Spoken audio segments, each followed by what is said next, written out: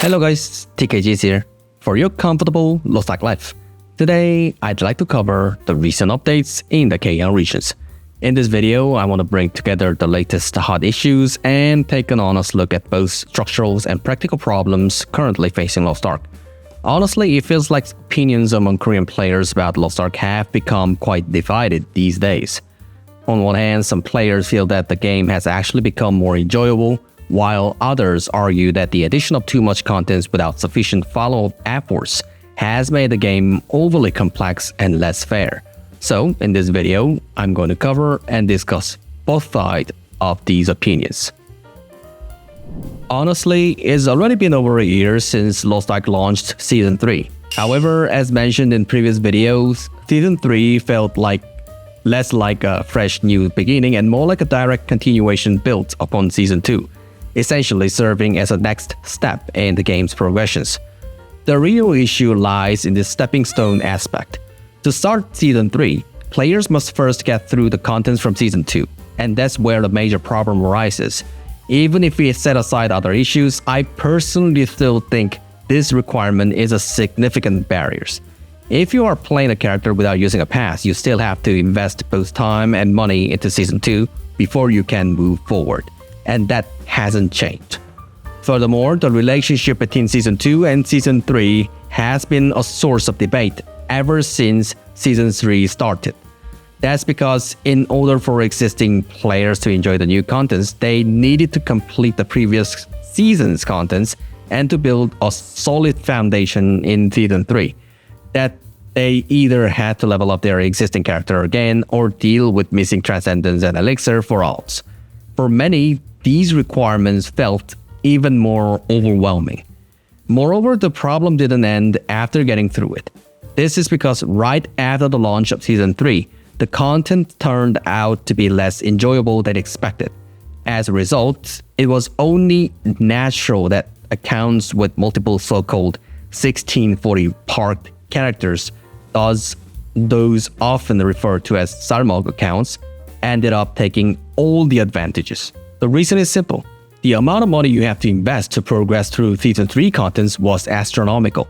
For example, Tier 4 contents, although prices have stabilized now, was extremely expensive at the time, which forced many players to buy even more gold just to keep up.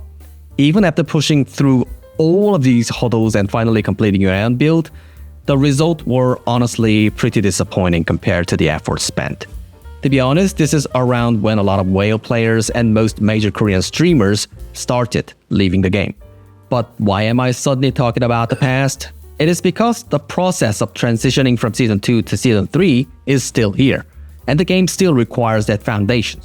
The remnant of Season 2 are still basic requirements for many raids. For example, to even start contents like Behemoth, many parties expect your armor gears to be fully Transcendence level.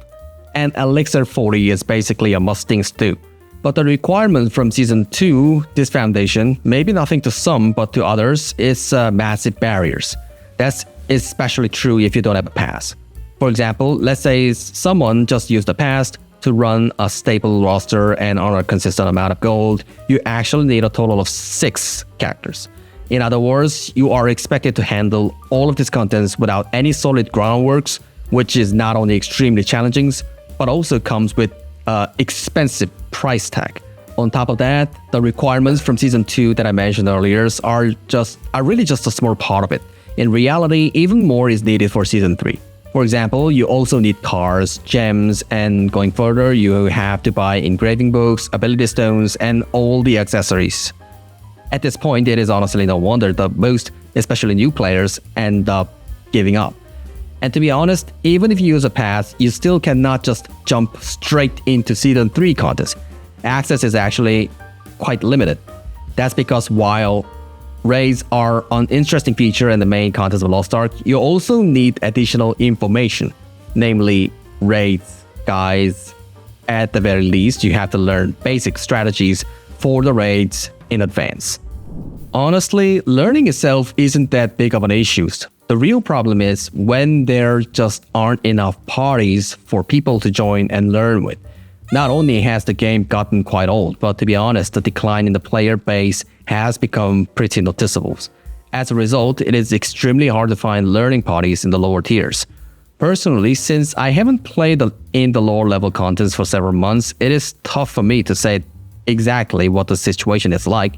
But to be honest, even in Act 1 normal, so-called try or learning parties are basically non-existent these days. On top of that, even the situation with parties for starting Season 3 contents isn't looking great, so it's even more difficult for Season 2 contents. Most people just want to skip straight to solo contents instead, but that makes it much harder to get full rewards. And now the game still boasts a huge amount of contents, and recently the Ark Grid system was added on top. Because of that, the gap in experience between players has only grown. Those who have already finished the most of the contents or built a solid foundation aren't too bothered by the newly added Ark Grid. But for the average players who has to go through all these steps and also deal with the unreasonable raid structures, it is clear that the experience gap has become quite severe. In reality, when it comes to Ark Grid, the new raid or paradise contents, the feedback from active players isn't all that bad. The real issue though is the cost of building the foundation I mentioned earlier.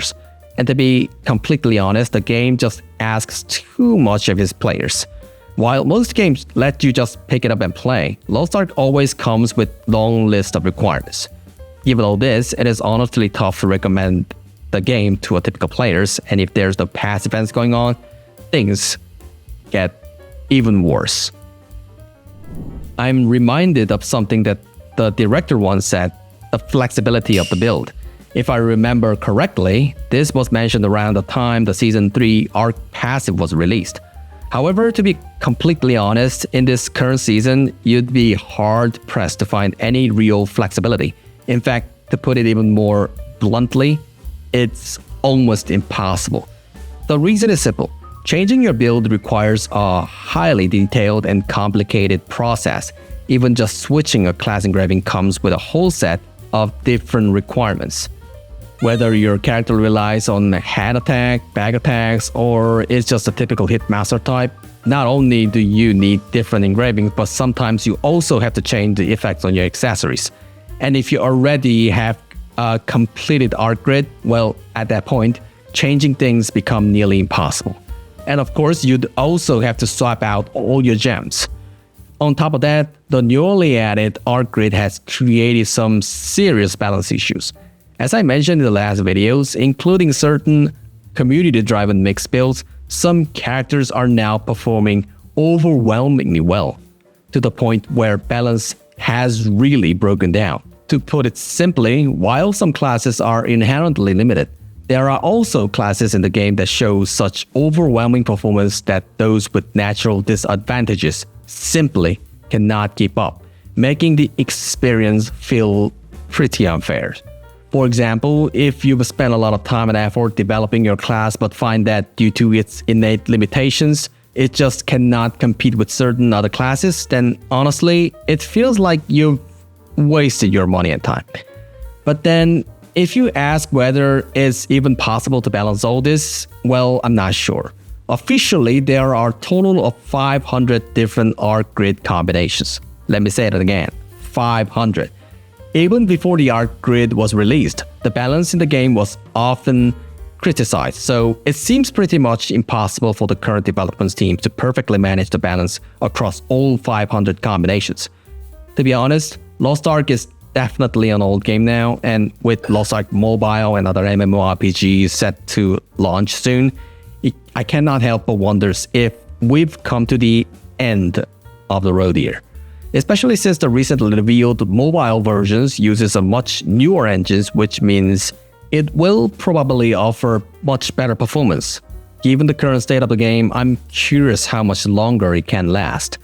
As someone who has been enjoying the game since Vulcan's 14-15, I feel like I've gotten all I can out of it, and maybe it is time to look for something new. I'm interested to see what future update will bring and whether the existing game will serve as a stepping stone to the mobile versions. I'm definitely keeping an eye on how things unfold. Or maybe it is the right time to leave a game. That's it for this video. Thanks for watching everyone, and always, thanks for your big support. Hope this video was still a help for your LostArk journey.